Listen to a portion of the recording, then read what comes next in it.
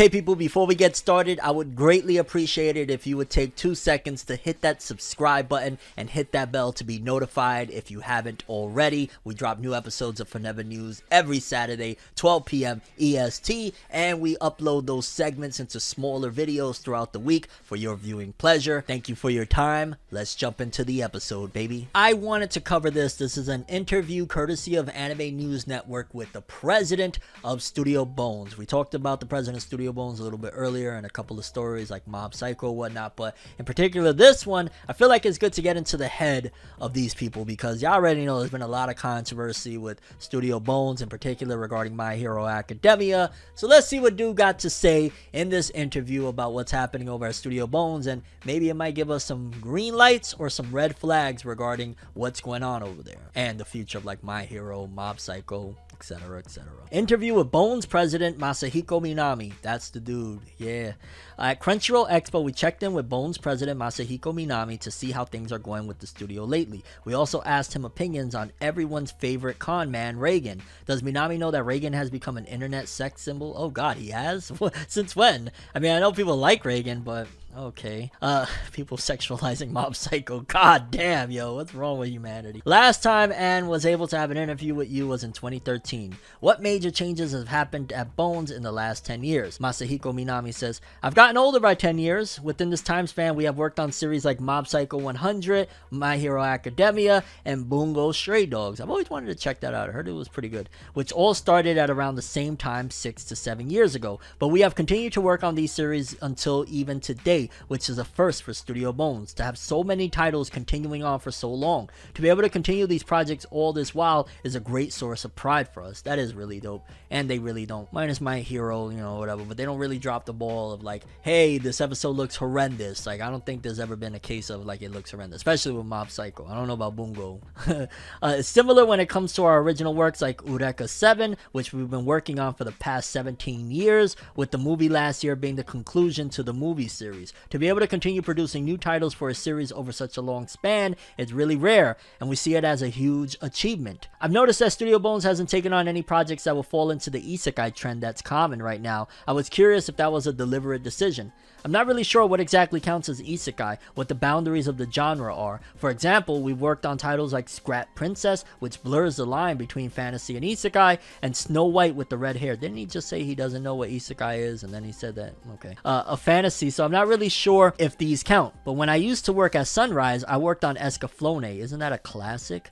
So that's really dope. So in my mind, titles like those, where a girl who goes on an adventure in a new world, are the pioneers of the isekai genre. Also, Yoshiyuki Tomino directed Aurora Battler Dunbine, which hardly anyone knows about these days. It's not that we don't take on isekai titles on purpose, it's just that the other animation studios do more isekai work, so those tend to not really come to us. I would like to give it a shot sometime. That'd be dope. Bones is in charge of multiple popular series, including My Hero Academia, Bungo Stray Dogs, and Mob Psycho 100. And you've talked about having several sub-studios handling those. How do you allocate resources to these sub-studios while also creating original work? In general, at Bones, the sub-studios center around the producers for these projects. My Hero is the only exception because it's such a long series. We have a sub-studio, we read that like in another story, but they got a whole studio directed towards My Hero. But in general, if a director or producer wants to work on a specific project or have a proposal for an original show they want to make, then a sub-studio will be formed around that particular project or proposal. This is kind of a funny question, but I was wondering if you was aware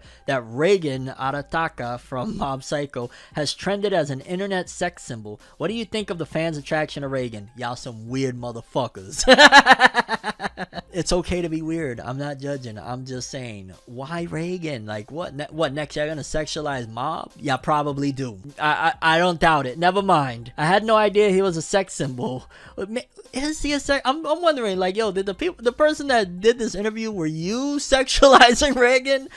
Shout outs to you. No disrespect. All jokes. One thing about Reagan is that he's a bit childlike, but he does try to act very mature as an adult. I do think he is very visually handsome. What am I reading? But one of the big appeals about him is the combination of Mob and Reagan and their interactions with each other. That's facts. Mob and Reagan each have some qualities that they lack, and as such, they complement each other very well. well. Another interesting aspect about Reigen is that he starts as an isolated character, but as the series goes on, many people gather around him and discover that he's kind of nice and fun to be around. So I feel like he is quite a central character in that regard. I think that people try to show off their maturity once they become adults, but Reigen is quite true to himself. Reigen is damn near Jimmy McGill from Better Call Saul, Breaking Bad. He's a con man lawyer, although most lawyers, He says what he thinks and expresses his emotions freely, whether it's happiness or sadness. I'm not sure how he became to be seen as a sex symbol though. Where did that come from? Weirdos! There was a period of time where when you search the term internet sex symbol in Google,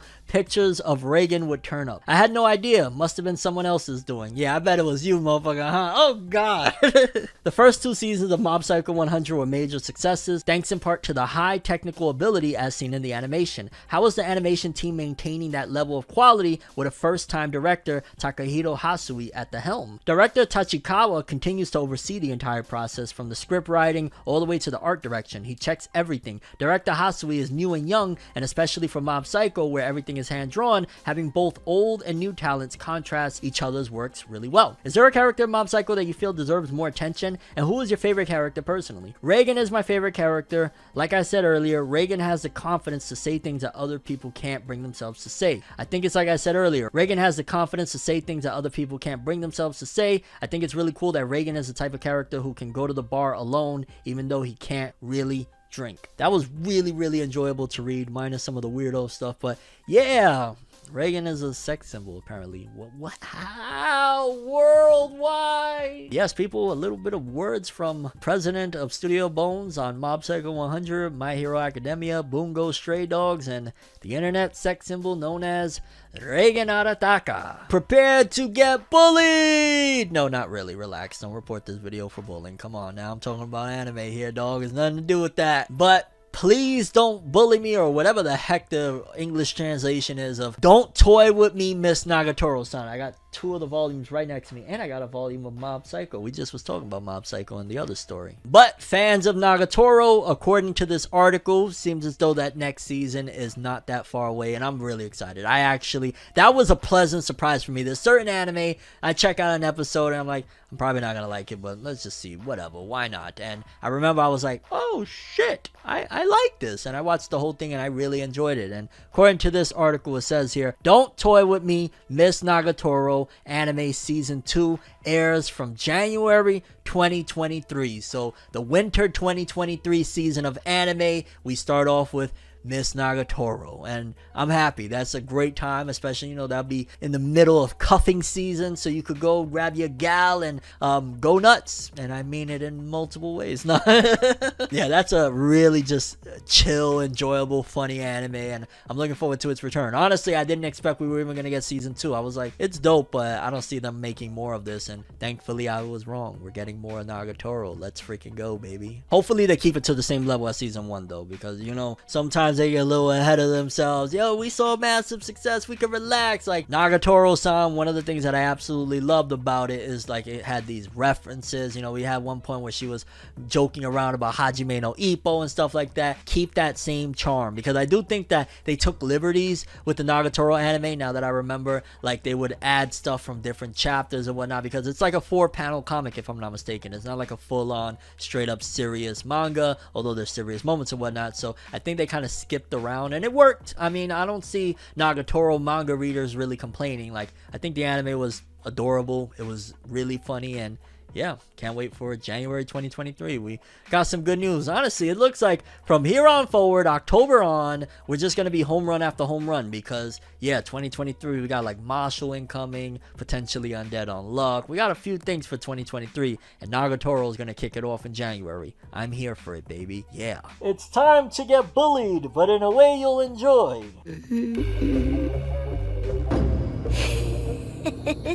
I have a dream, alone in my room as I sit with the tea. Couldn't possibly think what I often see, and you don't even know how I often blink. Lights be flashing, you're looking at me, such an odd unique, yet I'm so unique, and you're looking at me. If the walls could talk, they would probably read bleak, and I'd probably say, bitch, get the fuck off me.